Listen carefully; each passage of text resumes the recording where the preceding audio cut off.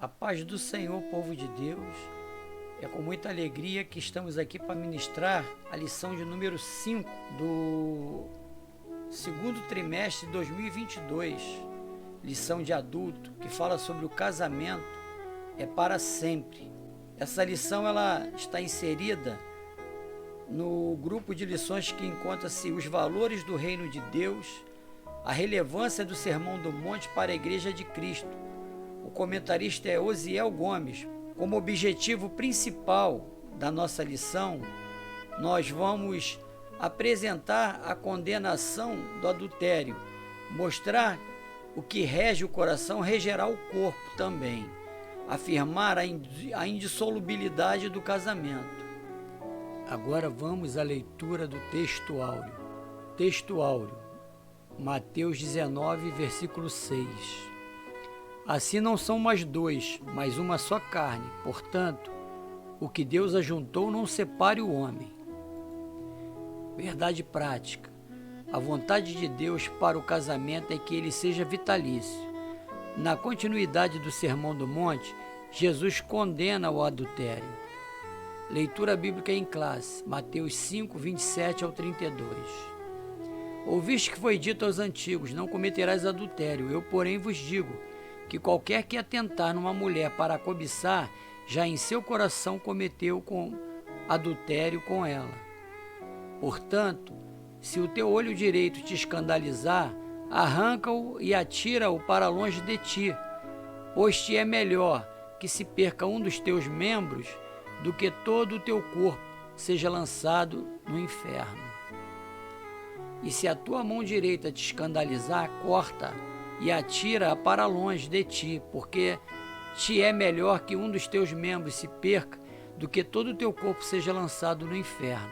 Também foi dito, qualquer que deixar a sua mulher, que lhe dê carta de desquite.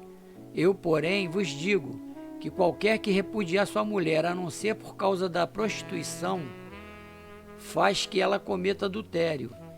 E qualquer que casar com a repudiada, comete adultério. Para iniciarmos a nossa lição, iremos definir o significado de algumas palavras para facilitar o nosso entendimento. Casamento, ato ou efeito de se casar, vínculo conjugal de um homem e uma mulher nas condições sancionadas pelo direito, de forma que se estabeleça uma família legítima. Adultério, violação, transgressão à regra de fidelidade conjugal, imposta aos cônjuges pelo contrato matrimonial, cujo princípio consiste em não manterem relações carnais com outrem fora do casamento. Infidelidade, relação carnal com outro parceiro que não seja o habitual. O casamento é um projeto de Deus. O casamento é um projeto de Deus. É uma instituição divina. O casamento trouxe a primeira organização institucional para a Terra, a família. A família é uma instituição criada antes do Estado, do município e até da Igreja. Desde a criação do mundo, a salvação estava direcionada ao casamento e à família.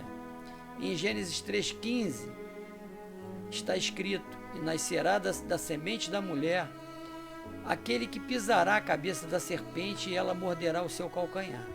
O Messias, o Salvador do mundo, viria através da união de um homem e de uma mulher. A família estava desde os primórdios relacionada com a chegada do Salvador do mundo. No princípio, Deus celebrou e definiu o casamento entre um homem e uma mulher. Gênesis 2,28 está escrito: por esta razão, o homem deixará o pai e mãe e se unirá à sua mulher, e eles se tornarão uma só carne. Em Hebreus 13, versículo 14, está escrito: venerado seja entre todos o matrimônio e o leito sem mácula, porém os que se dão à prostituição e os adúlteros, Deus os julgará. Vamos à lição propriamente dita. Introdução. No Sermão do Monte, em que Jesus evidencia a justiça e o caráter do discípulo acima da postura dos escribas e fariseus, a preservação do casamento foi muito bem destacada. Ao evocar o sétimo mandamento, não adulterarás, que fica em Êxodo 20:14, a intenção do mestre é colocar o casamento no seu devido lugar, como foi designado pelo próprio Deus, em Gênesis 2:24. Na continuidade do seu ensino, Jesus expressa que tudo começa no coração. Assim, cai por terra as teorias quanto ao divórcio, as evasivas criadas por aqueles que pensam em se separar do seu cônjuge, visto que os que realmente são dominados pelos valores ensinados por Cristo procuram em tudo a preservação da pureza da vida conjugal e do verdadeiro lar cristão. Em Mateus 5:27-32, Jesus esclarece que não há espaço para uma moral dupla, como deseja uma sociedade degenerada. Meus irmãos, o casamento na visão teológica é indissolúvel, porém na prática nós sabemos que não acontece desta forma, pois o coração duro traz pensamentos impuros capazes de destruir qualquer família. O inimigo tem um projeto: matar, roubar e destruir. Quando damos lugar, autorizamos que ele entre e faça bagunça em nossa vida conjugal. Por ser o casamento uma instituição divina, não deveria ser dissolvida, em hipótese alguma, mas pela dureza do coração, abriu-se uma concessão, pelo coração pesado e maldoso do homem. Precisamos entender, meus irmãos, que o divórcio, ele foi concedido, ele não é um mandamento. E essa concessão vem porque o homem é tão pecador e duro de coração que muitas uniões conjugais são desfeitas por mera concessão e não por determinação divina. Nós precisamos valorizar aquilo que Deus tem como santo e divino. E quando Deus diz que a união do casamento é uma união, é uma instituição divina, nós entendemos que Deus, ele quer preservar essa instituição, porque ela é a base de tudo. Tópico 1. A condenação do adultério. Subtópico 1. A definição de adultério. No grego temos o verbo moisheu, cometer adultério, sem ser um adúltero, ter relação ilícita com a mulher de outro. Da mulher, permitir adultério, ser devassa. Biblicamente, o adultério é definido como uma relação sexual que um homem casado tem com uma mulher que não é sua esposa ou vice-versa. A idolatria era chamada figuradamente de adultério. Assim como Cristo, meus irmãos, é o noivo da igreja, o homem é o marido que ama e cuida da sua esposa. Assim como Israel se prostituía com os outros deuses e depois se convertia dos seus maus caminhos e se voltava para Deus, assim precisamos perdoar aquele que nos ofende. Porém, entre falar e fazer é algo muito difícil, pois nem todos conseguem conviver com um companheiro ou uma companheira adúltera. Por isso que há a concessão do divórcio. Jamais se deve pensar que as ordens divinas em relação ao adultério fossem pesadas demais. Na verdade, por meio dessas prescrições da lei, o que se colimava era preservar o casamento, a fidelidade conjugal, a família. O mandamento, não adulterarás, trata-se de um dique que preserva a fidelidade conjugal e a família, a célula máter da sociedade. O Senhor, através desse mandamento, não adulterarás, ele estaria preservando a família, pois é da família que nascem os reis, os presidentes, os governadores, os prefeitos, e foi da família que nasceu o Salvador do mundo. A família é a base de todas as outras instituições. Se a família é pecadora, devassa, todos os outros segmentos da sociedade estarão fracos. Subtópico 2. Subtópico 2. A posição de Jesus quanto ao adultério.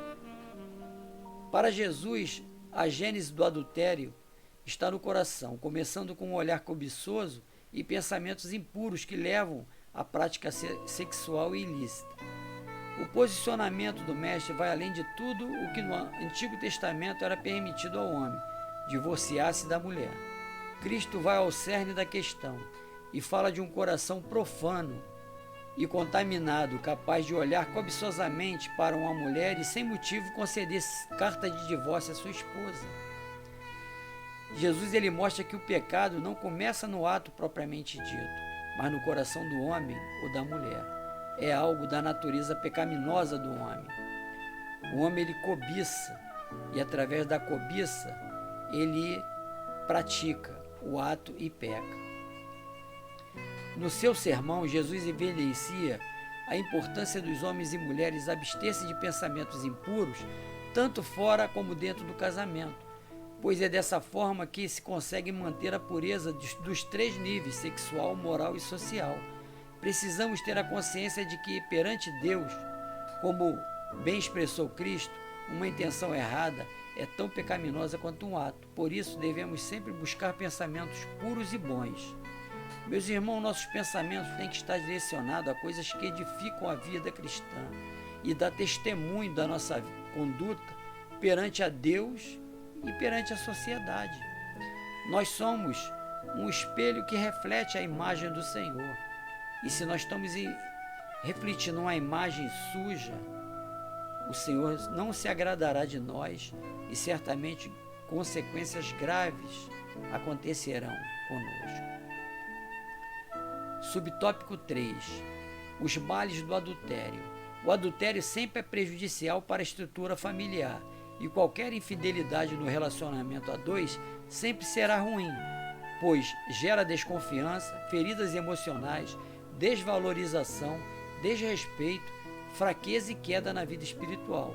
Por isso é importante evitar tanto a prática do ato como os pensamentos indevidos. Além disso, os prejuízos espirituais são ainda maiores. Não havendo pureza em pensamentos, nem havendo lealdade com seu cônjuge, o relacionamento entra em perigo e deturpa a mente do cristão, que, tendo a mente de Cristo, só deve pensar em coisas boas. O adultério deve ser evitado a todo custo, pois suas consequências são devastadoras. Além de ser pecado, fere a santidade de Deus. Meus irmãos, todos os pecados nos tiram da presença do Eterno, nos colocando numa posição muito perigosa em relação à nossa salvação. O ato pode estar sendo cometido de uma forma discreta, que ninguém está vendo, porém o Espírito Santo que habita em nós é testemunha de tudo. Nós não seremos tirados por inocentes, seremos julgados pelos nossos atos. Precisamos fazer por onde nessa vida, porque é aqui que nós escolhemos aonde nós devemos passar a nossa eternidade. Sinopse 1. O Senhor Jesus condena claramente a prática do adultério. Jesus e a dimensão prática do divórcio. No subsequente estado adúltero da mulher que se casa com um novo companheiro, a falta é colocada aos pés do primeiro homem, que, de acordo com Jesus, obtém um divórcio frívolo. Ele precipita um estado adúltero da mulher que se casa com outro, que então pode não ter tido voz ativa no segundo matrimônio, dado seu estado social. Mais tarde, quando Jesus insistiu nesta visão estrita do divórcio, os fariseus perguntaram: então por que mandou Moisés dar-lhe carta de divórcio e repudiá-la? Ele respondeu que Moisés tolerou esta prática por causa da dureza do vosso coração. Jesus manteve a posição anterior, exarada pela lei natural, quando instruiu o povo que o Criador designou que o marido e a esposa fossem uma só carne e nunca se separassem. Na passagem em foco, Jesus diz que o homem que se divorcia da sua esposa por qualquer razão, exceto por infidelidade matrimonial, e se casa com outra mulher, comete adultério. A vontade de Deus é a permanência do matrimônio nesta terra. Assim, Malaquias escreve que Deus diz que o casal é uma carne e que ele aborrece o repúdio ou odeia o divórcio, sobretudo por causa dos efeitos sobre os filhos. Meus irmãos, o divórcio ele traz sequelas principalmente para aqueles que não estão ligados diretamente na relação casamento. As pessoas que convivem ao nosso redor, os adolescentes, os jovens, os filhos que nós temos ao nosso redor, que nos têm como exemplo de vida, ao ver qualquer tipo de queda, qualquer tipo de conduta fora dos padrões, pode trazer sequelas irreparáveis para os nossos jovens e crescerão com traumas, crescerão com dificuldade de convivência conjugal, porque o testemunho de vida é o maior bem que nós temos, é maior do que uma pregação. Quando damos um testemunho do que nós vivemos, nós falamos mais do que qualquer letra, mas quando fazemos ao contrário, também o efeito é devastador. Subtópico 2. O que rege o coração, regerá o corpo. Subtópico 1. O que procede do coração. O pecado não está restrito apenas ao ato, mas também a pensamentos impuros, malignos, cuja a fonte é o coração. Do hebraico, coração, lebá, fala do homem interior, mente, vontade, alma, inteligência. Trata-se do lugar dos desejos, das emoções e paixões. No seu aspecto figurativo, o coração refere-se ao caráter moral. Um cristão que tem coração transformado tem um viver totalmente diferente, visto que seu coração é regido pela palavra. Meus irmãos, o cristão não deve dar lugar à cobiça, à avareza, à soberba, porque tudo isso contamina o coração, e um coração contaminado está propenso a receber qualquer tipo de maledicência. Mateus 12, versículo 34, está escrito: raça de víboras, como podem vocês que são maus dizer coisas boas? Pois a boca fala do que está cheio o coração. Precisamos encher o nosso coração de coisas que edificam e que trazem frutos prósperos para nossas vidas, para que nós possamos dar testemunho. Subtópico 2. O homem é o que pensa. É sabido por todos que o homem é o que ele pensa ou sente. Os pensamentos e ideias que estão no seu homem interior são os motores que colocam em ação todo o seu corpo e são determinantes para a sua conduta. Desse modo, o homem colherá aquilo que semear. O que semeia o pensamento da cobiça, desejando outra mulher, não demorará para concretizar isso na prática. A cobiça é algo que começa no coração. É como uma pequena semente plantada que vai gerar o fruto do pecado. Cada pecado que, sendo consumado, leva à morte. O Senhor Jesus falou que aquilo que rege o coração se evidenciará no viver diário de uma pessoa por meio de seus atos, o que foi muito bem explicado por Paulo quando chamou de obras da carne as ações produzidas por um coração pecaminoso. Ninguém está isento de tentações, mas é preciso revestir-se do novo homem interior produzido por Cristo para jamais cometer os atos pecaminosos por meio do corpo. A saída é pedir para Jesus fazer a transformação e nos dar um novo coração. Meus irmãos, precisamos estar verdadeiramente convertidos para que o velho homem seja enterrado e esquecido.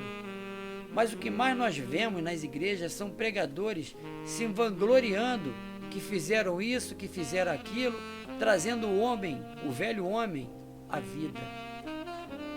Subtópico 3. Sujeitando o corpo ao espírito.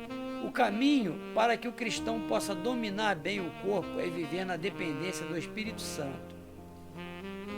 Jesus fez uso de figuras de linguagem e de modo hiperbólico, exagerado, para mostrar como se deve fazer para vencer os instintos sexuais. Ao sugerir que se teu olho direito te escandalizar, arranca-o e atira fora para longe de ti, Cristo não tinha a intenção de incitar alguém a praticar a mutilação dos membros do corpo. O uso aqui é totalmente metafórico, dando ênfase de como o cristão pode crucificar a carne com suas paixões e sujeitar o seu corpo ao espírito, para que não seja instrumento do pecado. Jesus não estava falando de cortar algum membro do corpo, mas nada disso valeria enquanto o coração ainda estivesse cheio do pecado. Um coração transformado pelo poder de Cristo mostrará atitudes de sacrifício que visam glorificar a Deus.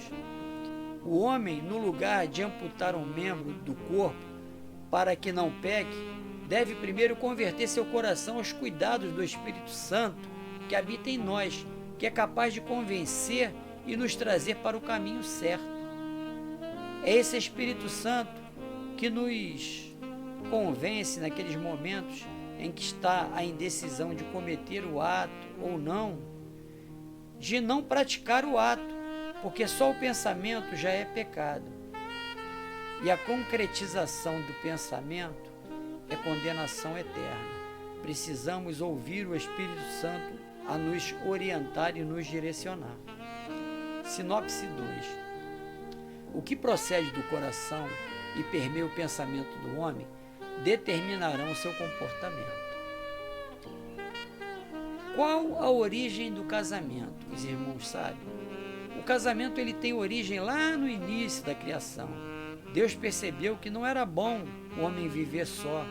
Criou uma adjutora para auxiliá-lo, dando início à primeira família, que foi a primeira instituição divina. Pois Adão era o presidente do mundo, era necessário uma auxiliadora. Em Gênesis 2:24 está escrito: por essa razão, o homem deixará pai e mãe e se unirá à sua mulher, e eles se tornarão uma só carne. O Senhor, ele é onisciente, é onipotente, é onipresente. Ele já sabia que, através da família, os projetos dele na terra seriam direcionados e realizados, porque é da família que se origina qualquer projeto de Deus. Tópico 3. A indissolubilidade do casamento. Subtópico 1. O casamento na perspectiva bíblica. Sabemos que o casamento é a mais fundamental de todas as instituições sociais. Na perspectiva divina, o casamento deve ser uma união permanente em que o homem e mulher entram em uma aliança a fim de construir uma união única na mais perfeita intimidade. Não querendo jamais que os votos do casamento fossem quebrados, Deus deu a ordem: não adulterarás. A singularidade dessa maravilhosa união foi destacada por Cristo quando falou do vínculo conjugal, expressando que não são mais dois, mas uma só carne. Paulo via essa união de maneira tão cândida que comparou o amor de Cristo, que se sacrificou pela igreja, ao amor do marido para com a sua esposa. Meus irmãos, o casamento, sendo uma instituição divina, não teria motivos para haver adultérios e divórcio. Porém, o homem, com seu coração pecaminoso voltado para o mal, faz aquilo que desagrada a Deus, trazendo maldição para a vida sua e de seus familiares. Porque o adultério não atinge só o casal, mas todos os familiares, dando um péssimo testemunho cristão para todos que estão ao nosso redor. Subtópico 2. O que fazer para que o casamento seja para sempre? Um casal que vive a vida a dois em amor irá construir a mais bela e perfeita união. Ainda que enfrente lutas e reveses nesta vida, o casamento deve ser construído com base em respeito, amizade, bom tratamento, carinho, dignidade, entre outros. Como bem disse o apóstolo Pedro, em 1 Pedro 3:7, se tudo isso estiver presente no casamento, ele será para sempre. O casal cristão tem conhecimento de que no aspecto espiritual ambos são iguais. E na vida a dois, há obrigações distintas e específicas a serem cumpridas. Meus irmãos, o casamento harmônico para Deus é tão importante que em 1 Pedro 3, versículo 7, diz que Se estivermos brigados com o nosso cônjuge, estaremos orando ao vento, porque Deus não receberá a nossa oração. Está escrito: igualmente, vós maridos, coabitai com elas com entendimento, dando honra à mulher como vaso mais fraco, como sendo vós seus coerdeiros da graça da vida, para que não sejam impedidas as vossas orações. Os irmãos perceberam aqui a última parte do versículo? Para que não sejam impedidas as vossas orações. Há uma necessidade de coabitar. Esse coabitar está relacionado a sexo, a carinho, a amor, a tudo que é necessário para que o casamento seja um casamento feliz. E viver em harmonia, porque se não houver esses requisitos, nós podemos orar quanto nós quisermos, que nossas orações não serão ouvidas, serão impedidas. Assim diz o Senhor, através de 1 Pedro, capítulo 3, versículo 7. A união sexual é outro fator preponderante que deve ser levado em consideração no casamento. Ele deve ser desfrutado pelo homem e pela mulher, casados em uma intimidade mais profunda. O verbo coabitar fala de relação sexual dentro do casamento, tratada pela Bíblia como algo digno. O casal cristão é consciente de que jamais deve usar o sexo como faz os ímpios, sem amor, carinho, respeito, tão somente para dar vazão às suas lascívias. Portanto, o casal que deseja que seu casamento dure para sempre deve estar em comunhão com Deus e ter uma união marcada pelo amor e uma vida sexual regrada e sadia. Meus irmãos, o sexo é algo fundamental no casamento, pois através dele há o cumprimento da ordem que o Senhor nos deixou: crescei-vos e multiplicai-vos. Mas tem que ser por amor, carinho, respeito, não como fantasias sexuais que o mundo mostra, algo diabólico que não edifica a vida cristã. Subtópico 3, casamento, uma união indissolúvel. Na discussão de Jesus com os líderes religiosos, ele destacou os ideais divinos sobre o casamento, isto é, como Deus o havia projetado a fim de que fosse permanente. Há exegetas que gastam tempo e muitas letras para provar que o divórcio era permitido. Buscam elementos históricos nas duas escolas rabínicas, de Shammai e Hillel, sendo que a primeira destacava a questão da impureza no aspecto mosaico, a partir do adultério, permitindo a carta de divórcio. A segunda era mais liberal e dizia que qualquer desagrado da parte do marido poderia dissolver o casamento. Contudo, o melhor seria que tais estudiosos gastassem mais tempo para falar do casamento conforme o propósito eterno, atentando para o princípio de tudo. Para Jesus, o casamento é uma união indissolúvel e por isso deixou claro que, quanto ao divórcio, não era um mandamento de Moisés, mas sim uma concessão devido à fraqueza humana por causa do pecado. Pelo padrão baixo e desmoralizante em que muitos estavam vivendo.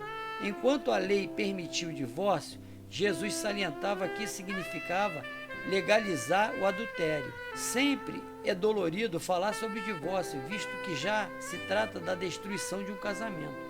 Porém, como servos de Deus, precisamos dizer que a comunidade de salvos que quer viver o padrão do reino de Deus com suas bem-aventuranças precisa entender que o ideal divino é a indissolubilidade da vida a dois, tanto física como espiritualmente, seguindo o padrão divino do Éden. Os dois serão uma só carne. Meus irmãos, para que o cristão não venha trazer maldição para a sua vida, é necessário saber com quem estamos casando, se há amor verdadeiro, respeito mútuo, se o casal tem o mesmo objetivo na vida, que é a santificação e a busca pelo Espírito Santo, para que haja harmonia e paz. Precisamos conhecer bem a pessoa e saber que, mesmo conhecendo bem, depois de casar, outras coisas serão descobertas, pois a vida a dois, debaixo do mesmo teto, é um desafio. Mas quando colocamos Deus à frente e cedemos aos caprichos da carne e utilizamos o amor como bússola para nos direcionar, tudo dará certo. Sinopse 3. Na perspectiva bíblica, o casamento é uma união indissolúvel. Para restringir a falta grave, Jesus aborda novamente um dos 10 mandamentos e afirma sua maior autoridade para interpretá-lo. Como alguns dos seus contemporâneos, ele vai às minúcias para restringir esta falta grave. Alguns fariseus fechariam os olhos ou andariam com a cabeça inclinada para não olhar uma mulher, mas Jesus identifica o coração como principal parte ofendida do ser humano, pois o coração é a sede da vontade, da imaginação e da intenção da pessoa, embora os olhos tenham a sua parte. Jesus não está condenando a atração sexual natural, mas a luxúria ou o desejo lúbrico. A mensagem de Jesus é clara. Se a pessoa tratar da intenção do coração, então os olhos cuidarão de si mesmo. Conclusão. Pela palavra de Deus, compreendemos que o casamento é para sempre, mas a sua construção depende de uma vivência com Deus, em um relacionamento marcado pelo amor, frente aos problemas que possam surgir. O caminho não é o divórcio. Os cônjuges devem agir com boa vontade e sacrifício, buscando sabedoria divina para que se volte a verdadeira harmonia com a presença de Jesus. Nós precisamos entender, irmãos, que o casamento representa a família, e a família é um projeto de Deus. E todo projeto de Deus, Satanás tenta destruir de alguma forma. Por isso que nós devemos nos precaver quando formos montar uma família, quando formos nos casar, nos relacionar com alguém que a gente vai viver para o resto da nossa vida. Há uma necessidade de conhecermos a fundo, porque se é para a vida toda, não tem pressa. Podemos conhecer com calma, para que nós possamos tomar a iniciativa certa e o casamento dar certo, para que não haja necessidade de divórcio, para que não haja necessidade de pecarmos perante o Senhor. Que o Senhor te abençoe, que o teu casamento seja próspero, que seus filhos sejam uma bênção, mas acima de tudo, que a tua casa esteja dentro da direção de Deus. Que Deus te abençoe e Deus te guarde, e que o Senhor possa trazer conhecimento e esclarecimento através dessa lição, para que nós não erremos mais e façamos aquilo que agrada a Ele. A paz do Senhor.